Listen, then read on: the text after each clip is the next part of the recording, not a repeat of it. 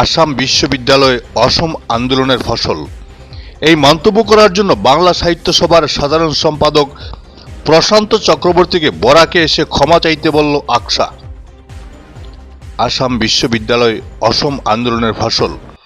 এই মন্তব্য করার জন্য বাংলা সাহিত্য সভার সাধারণ সম্পাদক অধ্যাপক প্রশান্ত চক্রবর্তীকে বরাকে এসে ক্ষমা চাইতে বললেন আকসার উপদেষ্টা রূপম নন্দী পুরকাস্ত। গতকাল শিলচর প্রেস ক্লাবে এক সাংবাদিক সম্মেলনে প্রশান্ত চক্রবর্তীকে তুলোধুনো করে তিনি বলেন, ইতিহাস বিকৃত করার অধিকার তাকে কে দিল? আসাম বিশ্ববিদ্যালয় বরাকের মানুষের আন্দোলনের ফসল, যে আন্দোলনের নেতৃত্ব দিয়েছিল আকসা। দীর্ঘ 10 বছরের আকসার আন্দোলনে কেন্দ্রীয় সরকার বাধ্য হয়ে এই বিশ্ববিদ্যালয় দিতে বাধ্য হয়েছিল। সেই সময় আসু এই বিশ্ববিদ্যালয় স্থাপনের বিরোধিতা করেছিল। আর প্রশান্ত চক্রবর্তী বলছেন, এই বিশ্ববিদ্যালয় অসম আন্দোলনের ফসল। এই মিথ্যা ও ইতিহাস বিকৃত মন্তব্য করার জন্য প্রশান্তকে ক্ষমা চাইতে হবে এবং বরাকে ঢুকতে গেলে তাকে বাধা দেওয়া হবে বলে হুঁশিয়ারি দেন রূপম নন্দী পুরকাস্ত।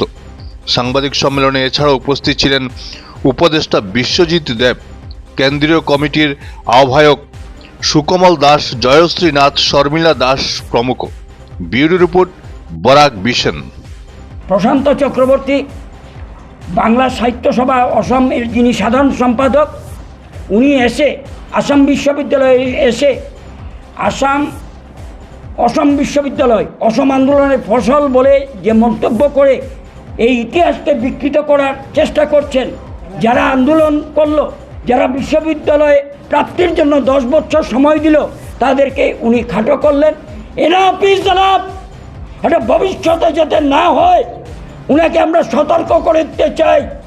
এবং উনি যাই হন না কেন, উনি এই বিভাজনের রাজনীতিতে উনি ব্যস্ত।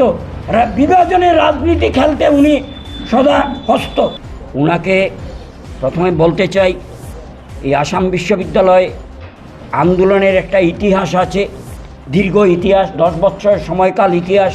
তা আগে নিজে জেনে নিন, পরে নিন, তারপর আপনি এই ধরনের বক্তব্য রাখবেন। কিছুদিন আগে আপনারা প্রয়োগ করেছেন যে গামুছা বিতর্ক সৃষ্টি হয়েছিল, যা বিভিন্ন জাতির মধ্যে বিভাজন সৃষ্টির রূপরেখা উনি তৈরি করছেন। উনি এসব করেই তিনি চিপ পপুলারিটি পেতে চান।